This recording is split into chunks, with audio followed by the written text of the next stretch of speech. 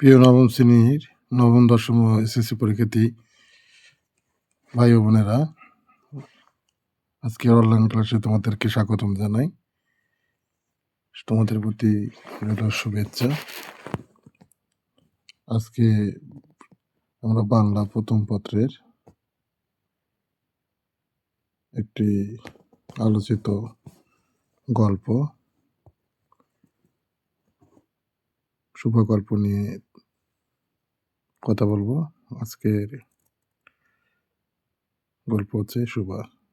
পাঠ শেষে শিক্ষার্থীরা লেখক পরিচিতি সম্পর্কে ধারণা লাভ করবে। সমাজের প্রতিবন্ধীদের সাথে নিবিড় সম্পর্কে অনুধাবন করতে পারবে। প্রতিবন্ধীরাও যে সমাজে একজন অনুধাবন করবে।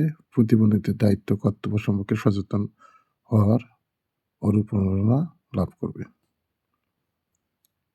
লেখক পরিচিতি দেখো, রবীন্দ্রনাথ ঠাকুর 1861 খ্রিস্টাব্দে কলকাতার জোড়াসাঁকোর ঠাকুর পরিবারে জন্মগ্রহণ করেন। তার বাবার নাম দেবেন্দ্রনাথ ঠাকুর, পিতামহ প্রিন্স দ্বারকানাথ ঠাকুর। এই মহান লেখক প্রাতিষ্ঠানিক শিক্ষা লাভ করেননি। সাহিত্যিক পরিচয়ে তিনি ছিলেন বহুমুখী প্রতিভার অধিকারী। সাহিত্যের প্রতিটি শাখায় উপশাখায় তার পদচারণা।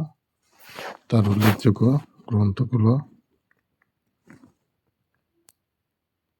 আমরা দেখতে পাচ্ছি: বলাকা, সোনারতরী, চিত্রা, গীতাঞ্জলি এবং ছোট গল্প, উপন্যাস, যোগাযোগ ইত্যাদি, চোখের বালি ইত্যাদি। 1913 সালে গীতাঞ্জলির জন্য তিনি বিড়িতে নাইট উপাধি লাভ করেন। পরে তিনি নাইট উপাধি বাদ দিয়েছিলেন। মৃত্যু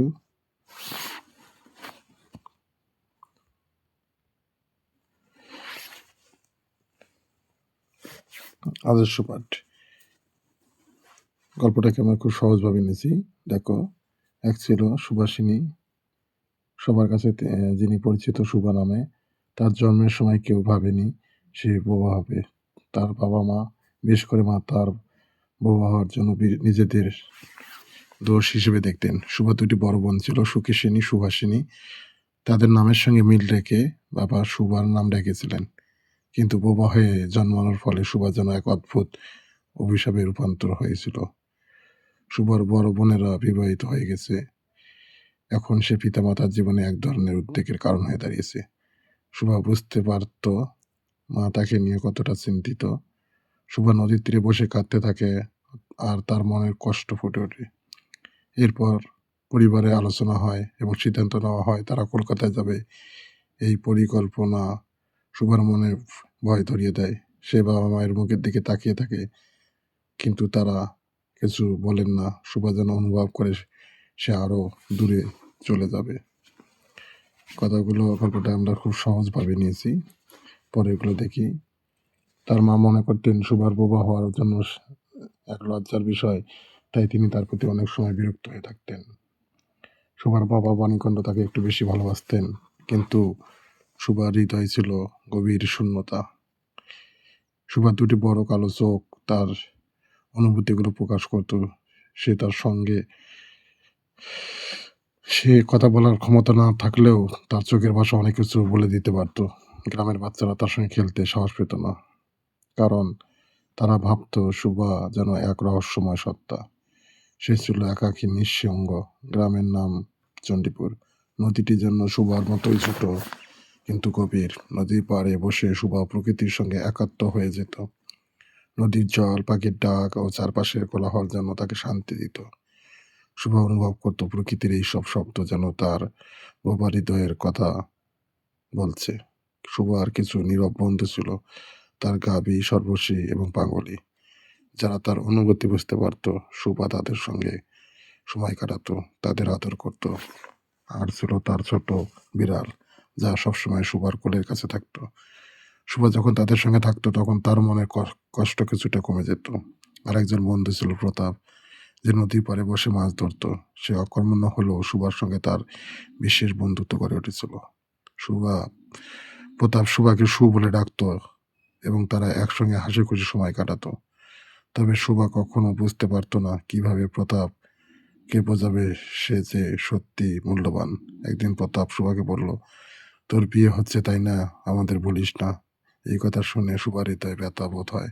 সে প্রতাপের দিকে তাকিয়ে থাকে, যেন বোঝাতে চায় সে বিয়ে করতে চায় না। এই কথাগুলো দেখো অনেক সহজ করে আমরা তুলে ধরেছি। আ তোমাদের অবশ্যই সৃজনশীল লেখার ক্ষেত্রে এই কথাগুলো খুব গুরুত্বপূর্ণ। পরে দেখো, কলকাতায় যাওয়ার দিন আসে। সুভা তার পোষ্য বন্ধুদের বিদায় নিতে যায়। সে তাদের কাছে গিয়ে গলায় ধরে খাবার দেয় আর চোখের জল ফেলতে থাকে। মনে হয় সে বলতে চায়, "আমি চলে যাচ্ছি, কিন্তু আমাকে ভুলে যেও না।" শুক্লা দ্বাদশী রাতে সুভা নদীর পাড়ে শুয়ে শুয়ে থাকে। সে প্রকৃতিকে বলছে, "তুমি আমাকে যেতে দিও না মা। আমি চাই তুমি আমাকে ধরে রাখো।" এই অনুভূতি তাকে গভীর শান্তি দেয়। গল্পের শেষে সুভা বুঝতে পারে তার জীবনে এক নতুন অধ্যায় শুরু করতে যাচ্ছে, কিন্তু সে জানে সে কখনই ভুলবে না তার শৈশব, তার বন্ধুত্ব এবং নদীকে। প্রকৃতির সঙ্গে এই সম্পর্ক, এই নির্জনতা তাকে শক্তি যোগাবে নতুন জীবনের জন্য। এভাবেই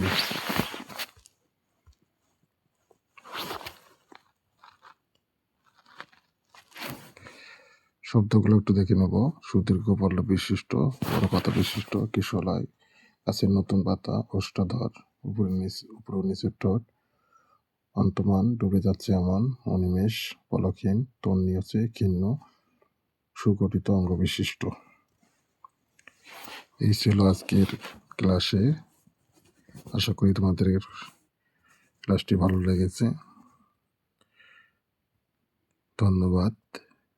আগামীতে অন্য ক্লাস নিয়ে তোমাদের সামনে হাজির হব। সেই পর্যন্ত সকলেই ভালো থাকো। শুভ